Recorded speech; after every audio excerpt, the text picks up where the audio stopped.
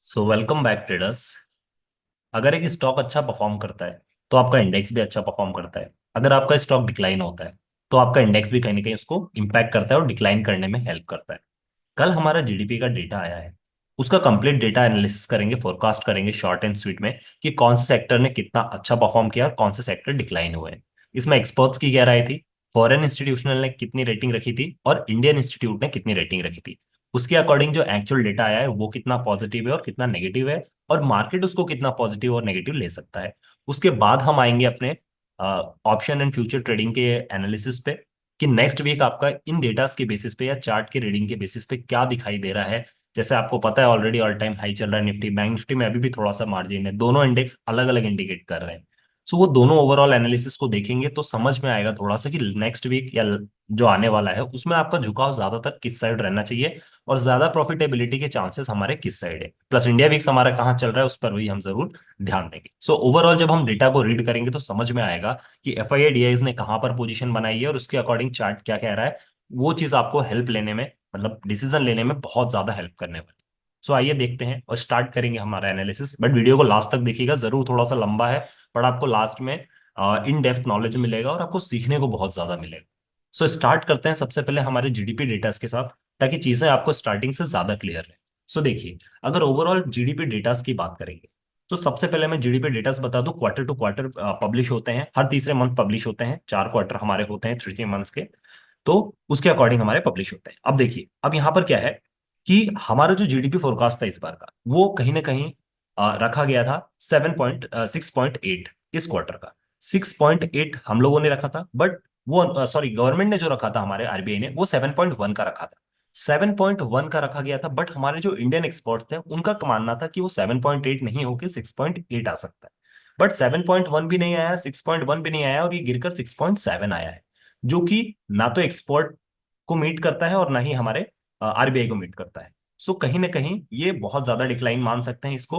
हालांकि 6.7 और 6.8 को देखेंगे आप तो आप देखेंगे कि इतना ज्यादा बीच में डिक्लाइन नहीं है। लेकिन टेंशन वाली बात यह है कि जो ये 0.1% का आपको डिक्लाइन दिख रहा है, ये fifth quarter consecutively fifth quarter में सबसे लोवेस्ट लेवल पर है।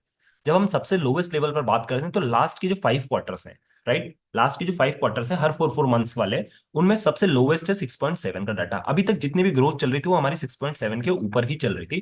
फर्स्ट टाइम ऐसा हुआ है लास्ट 5 क्वार्टर्स में कि 6.7 पर आकर हमारी फोरकास्ट रुकी हुई है। ये थोड़ा सा कहीं ना कहीं अगर हम क्वार्टरली टू क्वार्टरली अगर देखेंगे तो कम लगेगा आपको 6.8 से 6.7, बट अगर आप अगर एक ट्रेंड देखेंगे तो ट्रेंड में कहीं ना कहीं एक छोटा सा डिप आया है। इसको मार्केट नेगेटिव ले सकता है मंडे को, नो डाउट, राइट। अब देखिए, जब इस डेटा को पब्लिश किया गया था तो जो इकोनॉमिस्ट थे हमारे वो ये कह रहे थे कि अगर आप ग्लोबली कॉम्पैक्ट मतलब कंपीट करेंगे या ग्लोबली आप देखेंगे तो कहीं ना कहीं हमारी जीडीपी अभी भी अच्छा कर रही है, 6.7 का डेटा अभी भी बहुत अच्छा है, और हमारा आने वाला कंटिन्यू ट्रेंड जो है यहाँ से अपसाइड ही रहेगा। और जो नेक्स्ट फोरकास्ट किया उन्होंने वो 7.1 किया है उन्होंने, राइट, 7.1 टू 7.2 जो नेक्स्ट क्वार्टर का हमारा करा है उन्होंने दिसंबर का। ये चीज उन्होंने कहा है कि कंटिन्यूअसली अब बढ़ती रहेगी। उनकी जो ओवरऑल स्पीच थी वो पॉजिटिव थी, बट ये अगर ट्रेंड देखेगा मार्केट तो हो सकता है देखना होगा कि मार्केट एक बार के लिए गैप डाउन यहां पर दिखा दे आपको, राइट। ये चीज समझ में आएगी। अब देखिए, अगर हमारा इंडेक्स जीडीपी का डेटा नेगेटिव आया है तो इस पे कौन कौन से मार्केट ने नेगेटिव इंपैक्ट किया है और कौन कौन से डी ग्रोथ हुए, कौन कौन से ग्रोथ हुए, उस पर भी एक नजर डाल लेते हैं। उससे ये चीज होगी कि आप जब स्टॉक स्पेसिफिक पिक करेंगे तो आपको समझ में आएगा कि कौन सी इंडस्ट्री अच्छा पिक कर रही है, अच्छा कर रही है, और कौन सी इंडस्ट्री डिक्लाइन कर रही है। अगर मैं इसमें ओवरऑल रोल की बात करूं तो ओवरऑल अगर मैं आपको बात करूं तो सबसे पहले एग्रीकल्चर का सबसे बैड परफॉर्मेंस माना जा रहा है। एग्रीकल्चर हमारी 3.3% के आसपास ग्रो कर रही थी, 3 पॉइंट से गिरकर 2% पर यहाँ पर थी। जो मेजर मेजर सेक्टर है मैं वही डिस्कस कर रहा हूँ ताकि मैं शॉर्ट एंड स्वीट रख सकूं एनालिसिस को। एग्रीकल्चर सेक्टर में 3% की ग्रोथ चल रही थी जो कि अब गिरकर 2% की हो चुकी है। इसके अलावा अगर मैं आपसे बात करूं तो मैन्युफैक्चरिंग इंडस्ट्री ने बहुत अच्छा किया है, मैन्युफैक्चरिंग और इलेक्ट्रिकल जो इंडस्ट्री है उन्होंने बहुत अच्छा किया है। उनकी ऑलमोस्ट 5% की समथिंग ग्रोथ चल रही थी जो कि 5% से बढ़कर यहाँ पर 7% हो चुकी है। ये एक अच्छा आपको जम देखने को मिला है। आईटी सेक्टर की बात करूं जिसको टर्शरी सेक्टर कहते हैं, टर्शरी सेक्टर में आईटी सेक्टर आ जाते हैं, सर्विसेज सेक्टर आ जाते हैं, इसके अलावा ट्रांसपोर्टेशन आ जाता है, ट्रांसपोर्टेशन के अलावा आपका जॉब वाले आ जाते हैं। तो इसमें कहीं ना कहीं एक बड़ी भारी गिरावट देखने को मिली है जो कि ऑलमोस्ट 10% पर यहाँ पर चल रहा था, और 10% के साथ ये जो फॉल हुआ है तो ऑलमोस्ट 7% के आसपास आकर गिरा है। सो ये आप कह सकते हैं। और आपने देखा भी होगा कि आईटी स्टॉक्स जो है ये लास्ट क्वार्टर से अच्छा परफॉर्म नहीं कर रहे हैं, क्योंकि वो सर्विस सेक्टर्स में आते हैं या टर्शरी सेक्टर्स में आते हैं। तो इसका मतलब कहीं ना कहीं ये जो आपके सर्विसिंग वाला सेक्टर या टर्शरी वाला सेक्टर है, ट्रांसपोर्टेशन वाला सेक्टर है, ये थोड़ा सा अभी धीमा पड़ा हुआ है, जिसमें आपको गिरावट देखने को मिली है। और इसने डायरेक्टली इकोनॉमी पे इम्पैक्ट किया है, क्योंकि ऑलमोस्ट 7 to 8% हमारा आईटी इंडस्ट्रीज कंट्रीब्यूट करता है हमारी जीडीपी ग्रोथ। तो ये एक बड़ा आंकड़ा है जिसके डिक्लाइन ने हमारी जीडीपी ग्रोथ को 6.7 पर लाकर रोक दिया है। ये चीज सबसे बड़ी ध्यान देने वाली है। तो आईटी सेक्टर्स अगर डिप देते हैं तो नो डाउट आईटी सेक्टर्स अच्छा परफॉर्म कर सकते हैं, ये आपके लिए बाइंग अपॉर्चुनिटी हो सकती है यहाँ पर। इसके अलावा अगर मैं बात करूं आपसे कि रियल एस्टेट में आपने देखा होगा कि रियल एस्टेट डिक्लाइन कर रहा था। सॉरी, रियल एस्टेट यहाँ पर डिक्लाइन कर रहा था। अभी अभी हमारे फाइनेंस मिनिस्टर ने भी बोला था कि रियल एस्टेट से हम जो है यहाँ से टैक्स का कुछ एग्जाम्पशन दिया था उन्होंने, और यहाँ से टैक्स रिड्यूस किए थे। तो उन्होंने कहा था अब हम टैक्स नहीं लेंगे यहाँ पर, या रिड्यूस कर दिया था, या फिर ऑनर से ऐसा कुछ आया था, मुझे एग्जैक्ट न्यूज नहीं पता है। बट ये पता था कि उस दिन मार्केट शूट हुआ था इस न्यूज की वजह से, रियल सेक्टर स्पेशली बूम हुए थे। तो ये मार्केट कंटिन्यूसली लास्ट वीक से गिर रहा है, तो नो डाउट इसको इसमें भी डिक्लाइनिंग आपको देखने को मिलती। और वैसे ही एक्सपेक्टेशन के अकॉर्डिंग 12% जो कि ग्रोथ चल रही थी यहाँ पर रियल एस्टेट में, वो फॉल होकर यहाँ पर 7% के आसपास आ चुकी है। इसका मतलब रियल सेक्टर भी अगर डिप देता है तो आपके लिए बाइंग अपॉर्चुनिटी रह सकती है, क्योंकि नेक्स्ट में इसका जो ट्रेंड फोरकास्ट है वो काफी पॉजिटिव है।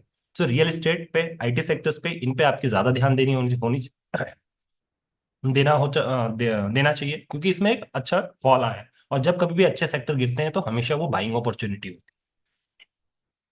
इसके अलावा अगर आप मुझसे बात करेंगे तो defence sector, no doubt defence sector ने अच्छा रिटर्न दिया है।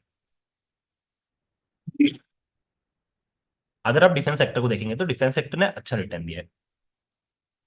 डिफेंस सेक्टर हमारा जो था वो 8.3 की ग्रोथ पे चल रहा था, और यहां से बढ़कर ये 9% हो गया।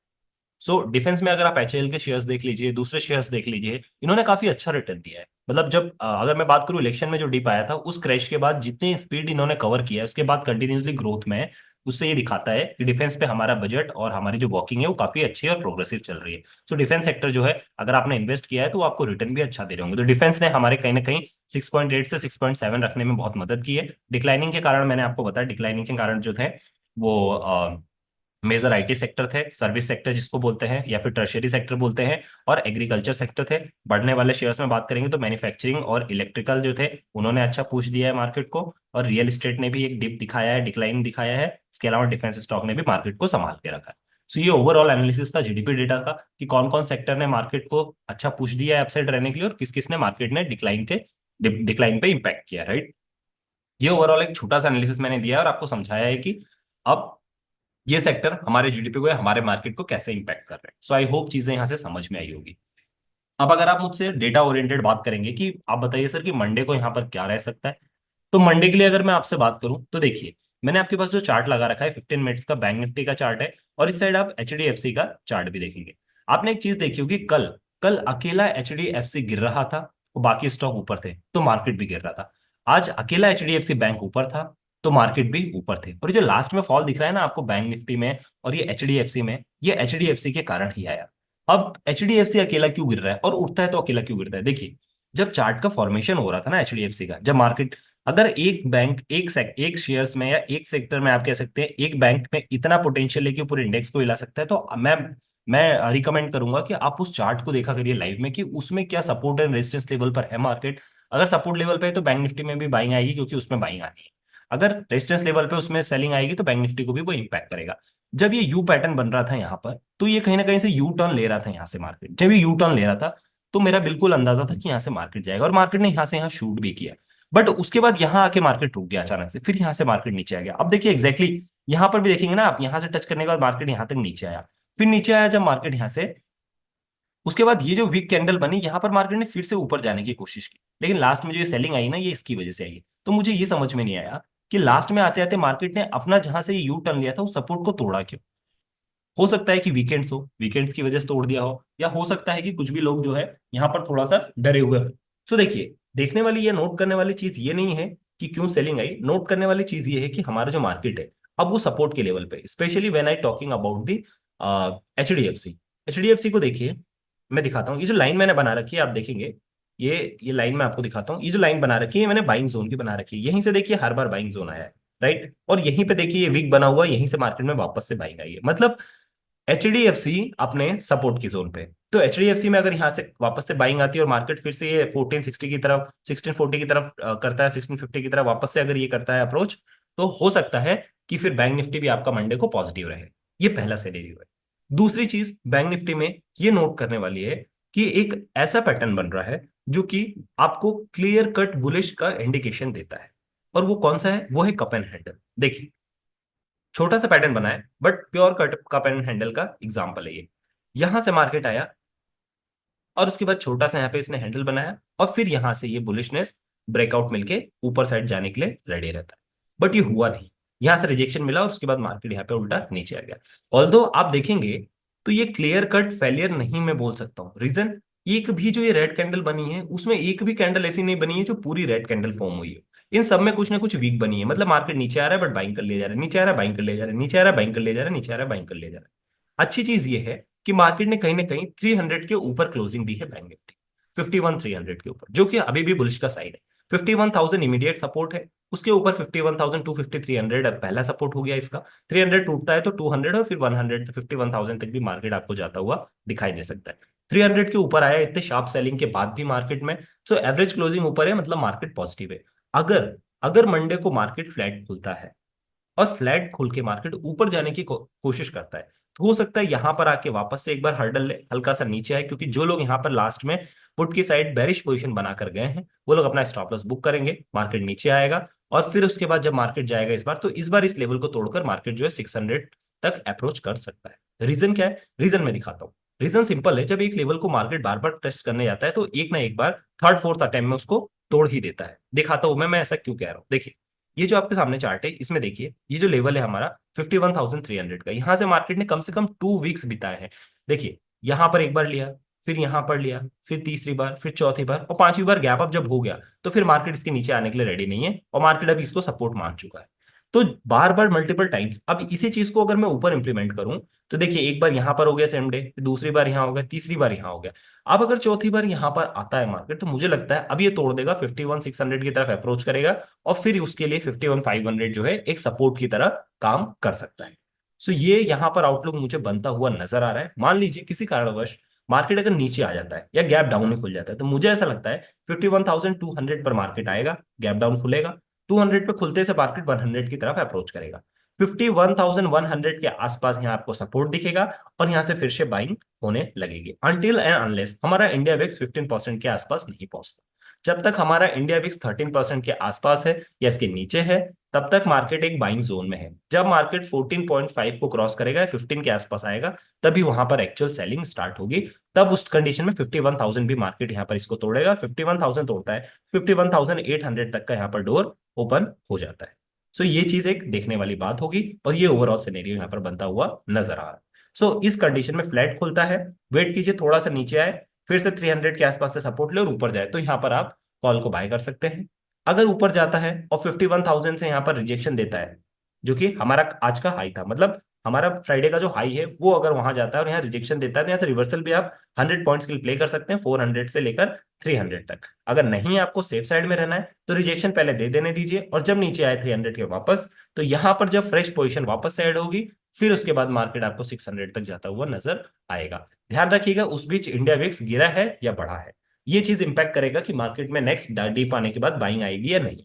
सो लाइव मार्केट में आपको ये फैक्टर चेक करने पड़ेंगे। अगर नीचे आता है और इंडिया विक्स भी यहाँ पर रेड में ही है, नेगेटिव ही है, तो मान लीजिए यहाँ से बाइंग आना तय है। सो एक आपको झटका देगा और इस ब्रेकआउट देखेगा, और जब ये ब्रेकआउट मिलेगा तो जितने भी शॉर्ट्स बैठे हैं वो सब अनवाइंड होंगे और आपको आराम से 600 तक मार्केट लेकर जाएगा। सो ये चीज को आप ध्यान रखिएगा, ये बहुत क्रुशियल पॉइंट रहता है लाइव मार्केट में डिसीजन लेने की। सो आई होप यहाँ से चीजें समझ में आई होंगी। नीचे मैंने आपको बता दिया, नीचे आता है 51,200 पे पहला सपोर्ट लेने की कोशिश करेंगे, नहीं तो 100 तक मार्केट ड्रैग हो सकता है। ये अगर टूटता है तो फिर 51,000 और फिर 900 और 800 हार्डली जा सकता है। सो यहाँ तक आपके लिए 100 पॉइंट्स के दरवाजे खुल जाते हैं। बट मैंने फिर कहा कि बैंक निफ्टी जो कि अभी अपने ऑल टाइम हाई से अभी भी 800 पॉइंट्स दूर है 52,000 के लेवल को क्रॉस करने के लिए। यहाँ पर निफ्टी जो देखेंगे तो वो ऑलमोस्ट हाई बना चुका है, तो बैंक निफ्टी में अभी भी मार्जिन है 800 तक जाने का। इसलिए कहीं ना कहीं बैंक निफ्टी अगर ऊपर जाएगा तो तेजी से जाएगा, और मान बैंक निफ्टी अगर गिरता है तो गिरेगा भी बहुत तेजी से। सो इस चीज का आप कॉशियसली ध्यान रखिए। सो आई होप चीजें आपको समझ में आएंगी। मुझसे अगर आप पूछेंगे बैंक निफ्टी, तो डिटेल्स में अगर मुझे लगता है गैप डाउन होगा भी तो लोग जो है अपनी प्रॉफिट बुक कर लेंगे, उसके बाद एक्चुअल पोजीशन जो है यहाँ से वो बैंक निफ्टी में बुलिश ही है अभी, जब तक मार्केट 51,300 के ऊपर डे क्लोजिंग दे रहा है। सो चीजें आई होप समझ में आई होगी। 1 डे के टाइम फ्रेम पर जाएंगे, अगर 1 डे के टाइम फ्रेम पर अगर मैं आपको ले चलूं, यहाँ पर देखिए नो डाउट यहाँ पर जो है ये हैमर जैसे कैंडल बनी है बैंक निफ्टी में 1 डे के, बट फिर भी क्लोजिंग देखेंगे ना ऑन एन एवरेज तो कहीं ना कहीं आपको ऊपर ही दिख रही है इन कैंडल्स के।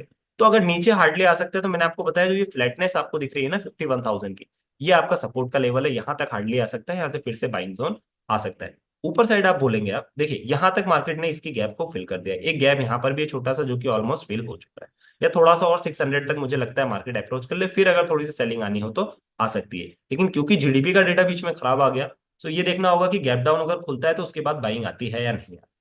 तो ये डिपेंड करेगा कि इंडिया विक्स कैसा है आपका, और उसके बाद गैप अप खुल रहा है या गैप डाउन खुल रहा है। सो क्या सिनेरियो रहेगा, गैप अप खुलेगा तो नो डाउट कि लोग यहाँ पर थोड़ी देर के लिए सेलिंग करेंगे ही करेंगे, क्योंकि डेटा भी यहाँ पर नेगेटिव है थोड़ा सा, और गैप अप भी खुल गया, इसका मतलब फिर कहीं ना कहीं मार्केट जो है वो नीचे आने के बाद तुरंत वापस ऊपर आ जाएगा, तो वो पॉजिटिविटी ज्यादा रहेगी। तो अगर गैप अप ही खुलता है मंडे को तो ये श्योर रहिएगा कि मार्केट ज्यादा पॉजिटिव है बजाय ज्यादा नेगेटिव होने के, क्योंकि नेगेटिव न्यूज के बाद भी पॉजिटिव है, इसका मतलब कहीं ना कहीं पॉजिटिविटी रखी जा रही है। सो फिर आप कॉल की साइड जा सकते हैं आंख बंद करके। और अगर नेगेटिव नीचे खुलता है तो वेट कीजिए कि अगर इंडिया विक्स भी नीचे है और अपने सपोर्ट के पास 200 के पास आ रहा है, फिर 100 के पास, तो आप यहाँ पे ऑप्शंस में अपने ट्रेड कॉल की साइड ले सकते हैं और स्कैल्पिंग कर सकते हैं। याद रखिएगा ये मार्केट सिर्फ स्कैल्पिंग का है अभी जो चल रहा है, बट लास्ट 2 वीक से मार्केट एक रेंज में फंसा हुआ है। जब भी ब्रेकआउट देगा तो मार्केट एक बड़ा ब्रेकआउट देगा, चाहे अपसाइड या डाउन साइड। निफ्टी में चलेंगे अगर आपको, आई होप यहाँ से ये चीजें समझ में आ गई होंगी। निफ्टी में अगर आप चलेंगे, निफ्टी में भी सेम आपको कप एंड हैंडल बनता हुआ नजर आया है। लेकिन देखने वाली ये बात है कि जिस तरह से लास्ट में बैंक निफ्टी टूटा था, निफ्टी नहीं टूटा है। तो निफ्टी नहीं टूटने का रीजन है रिलायंस इंडस्ट्री। रिलायंस जिस तरह से आके यहाँ पर अपने मीटिंग भी थी उनके, उस दिन भी उन्होंने अनाउंस किया, उसके बाद एक और नया वो कुछ रिलायंस कर रहे थे, जियो के बारे में उन्होंने बताया। सो कहीं ना कहीं रिलायंस अभी अच्छा रोल प्ले कर रहा है निफ्टी को ऊपर साइड रखने के लिए, but no doubt market all time high पे चल रहा है। ऐसी कंडीशन में आपको ध्यान रखना है डे के हाई का, जो डे का हाई था 25,260, ये लेवल जब तक आपका चल रहा है, अगर ऊपर जाता है तो ऊपर स्कैल्पिंग करते चलिए, नहीं तो यहां से प्रॉफिट बुकिंग आने के ज्यादा चांस है। एक नेगेटिव न्यूज और निफ्टी ज्यादा तेजी से गिरेगा। सो ये चीज ध्यान रखिएगा। और मुझे ये चीज दिख रही है यहाँ पर कि ये जो गैप है, ये गैप को फिल करने मार्केट आ सकता है, अगर नीचे आएगा तो बहुत आसानी से। सो 25,180 या फिर 200 कह लीजिए, ये आपका इमीडिएट सपोर्ट होगा। यहाँ से ये इमीडिएट सपोर्ट अगर टूटता है तो उसके बाद ये जो लेवल आपका 25,100 का, यहाँ तक भी मार्केट आ सकता है, और नीचे 2500 एक्चुअल यहाँ पर जो है वो सपोर्ट है। यहाँ तक की मार्केट 250 पॉइंट नीचे खुला हुआ है, तो नेगेटिव न्यूज आती है तो 250 तक के लिए मार्केट को ड्रैग किया जा सकता है। बट इमीडिएट सपोर्ट की बात करेंगे तो 200 है, फिर 100 है, ये समझ में आता है। सो 25,000 नीचे और ऊपर साइड जाता है तो ऊपर ऑल टाइम हाई चल रहा है 50-50 पॉइंट्स पे, 60-60 पॉइंट्स पे। आप यहाँ पे करते चलिए स्कैल्पिंग को, ज्यादा बेटर अपॉर्चुनिटी। या फिर आपको अगर ऑप्शन, अगर आपको लेवल्स देखने हैं तो फिबोनाची आप लगाएंगे तो उसमें भी यही निकलेगा, 50-60 पॉइंट्स का ही टारगेट निकलेगा। सो आई होप चीजें यहाँ से समझ में आएंगी। एक सबसे क्रूशियल चीज अगर आप मुझसे पूछेंगे एफआईआई डीआईएस की पोजीशन के सर यहाँ से क्या क्या है, तो मैं आपको बता देता हूँ। जो डीआईएस हैं उन्होंने बाइंग पे ध्यान दिया है, 51% वो लोग लॉन्ग करके गए हैं, 49% वो लोग शॉर्ट करके गए, मतलब ऑलमोस्ट न्यूट्रल बैठ के गए। बट अगर आप ओवरऑल बाइंग में अगर पूछेंगे तो 5,000 करोड़ की बाइंग की है फ्राइडे को एफआईआईस।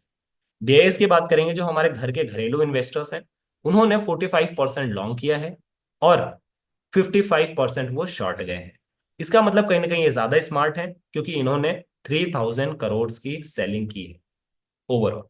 मतलब शॉर्ट्स की पोजीशन ज्यादा है, जो लास्ट में मार्केट गिरा है उसमें गिराने में हाथ जो है वो डीआईएस का ज्यादा है। तो ज्यादा शॉर्ट करके गए हैं वो डीआईएस है हमारे, एफआईएस फिर भी कहीं ना कहीं बुलिश बने हुए हैं। बट याद रखिएगा जब मार्केट पे कुछ भी नेगेटिव घंटी बजती है तो उसमें एफआईएस सबसे पहले भागते हैं। डीआईएस का अगर हाथ होता है ऑलरेडी शॉर्ट्स में, तो एफआईएस को शॉर्ट्स बनाने में टाइम नहीं लगता है। तो मार्केट नो डाउट कि अभी थोड़ा सा वीक नजर आ रहा है, बट बैंक निफ्टी अभी भी थोड़ा सा बुलिशनेस नजर आ रही है। निफ्टी तो ऑलमोस्ट नेगेटिव ही नजर आ रहा है, क्योंकि ऑल टाइम हाई पर भी चल रहा है और बड़े प्लेयर्स भी जो है इसमें नेगेटिव पोजीशन को बना रहे हैं, प्लस जीडीपी डेटा भी जो है यहाँ पर खराब आया है, तो थोड़ा सा नेगेटिव सिनेरियो है। इसके बावजूद अगर मंडे को किसी भी कारणवश मार्केट अगर पॉजिटिव रह जाता है, सो ज्यादातर याद रखिएगा कि फिर मार्केट यहाँ से अपसाइड जाने के लिए रेडी, क्योंकि एक्सपर्ट्स कह रहे हैं कि इस ईयर के एंड तक मार्केट में निफ्टी को 27,000 टच करना है और बैंक निफ्टी को 53,000 का लेवल अचीव करना है। इसके लिए मार्केट को constantly on an average 50 point two 70 point her day बढ़ना पड़ेगा।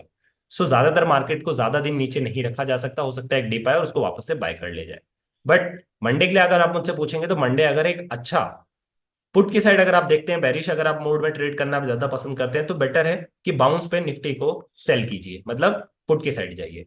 और बैंक निफ्टी अगर वापस से सर्टेनली बाउंस देता है और बैंक निफ्टी को डिप पर बाय कीजिए। सो मुझे ये समझ में आता है कि बैंक निफ्टी को डिप पर बाय एंड निफ्टी को बाउंस पर सेल का ज्यादातर झुकाव रह सकता है इस आने वाले वीक में। सो उसके अकॉर्डिंग आप अपना एनालिसिस कर सकते हैं। मुझे जो सिनेरियो लगा मैंने आपको बिल्कुल एक्सप्लेन करने की कोशिश की। आई होप यहाँ से सारी चीजें क्लियर हुई होंगी, सेक्टर्स क्लियर हुए हैं, सारी चीजें क्लियर हुई। जो ग्लोबल इंपैक्ट चल रहे हैं यूक्रेन रशिया, वो तो सालों से चल रहे हैं, उसको मार्केट डाइजेस्ट कर चुका है। अनटिल एंड अनलेस बहुत बड़ा कोई ऐसा डेवलपमेंट नहीं आ जाता तब तक मार्केट उस पर रिएक्ट करने वाला नहीं है। सो आई होप चीजें समझ में आई होंगी। वीडियो थोड़ा लंबा हो गया होगा बट बहुत इन डेप्थ और एनालिसिस मैंने आपको किया। मैंने आपको फिर बताया कि निफ्टी वीक नजर आ रहा है, निफ्टी को बाउंस पर सेल कीजिए यानी पुट की साइड जाइए। और बैंक निफ्टी अगर डिप देता है तो डिप में उसको बाय कीजिए। दोनों ही पार्ट में आपको स्कैल्पिंग करते चलनी है, क्योंकि बायर्स ऑप्शन बायर हमेशा एक स्कैल्पर होता है और स्कैल्पिंग से ही पैसा कमा सकता है, राइट। ये चीज याद रखिएगा। ओवरनाइट ट्रेड सबसे गलत चीज है, उसको कभी भी प्रमोट मत कीजिए। क्योंकि ओवरनाइट कोई भी डेवलपमेंट, अगर आप अच्छे ट्रेडर हैं और लाइव मार्केट में अच्छा डिसीजन लेना जानते हैं, बट ओवरनाइट की वजह से, आप कैरी फॉरवर्ड की वजह से मार्केट आपके अगेंस्ट ओपन हो रहा है, तो वो आपकी स्किल को भी ले डूबेगा। क्योंकि आप उसमें फिर लॉस करेंगे। लाइव मार्केट में सिर्फ आपको कवर करने का ही टाइम मिलेगा, ना कि प्रॉफिटेबल बनने का टाइम मिलेगा। सो ये चीज थोड़ा सा अवॉइड कीजिए ताकि स्किल आपकी और अच्छी हो, एक्सपीरियंस आपका अच्छा हो। जितना लाइव मार्केट में आप कर सकते हैं उतना ट्राई कीजिए। सो आई होप चीजें समझ में आई होंगी। वीडियो अच्छा लगा हो please do like share subscribe. कोई भी डाउट हो you can ask me in to comment box, I try to answer. And happy weekend to all. मिलते हैं अपने अगले डिस्कशन में, तब तक के लिए साइनिंग ऑफ।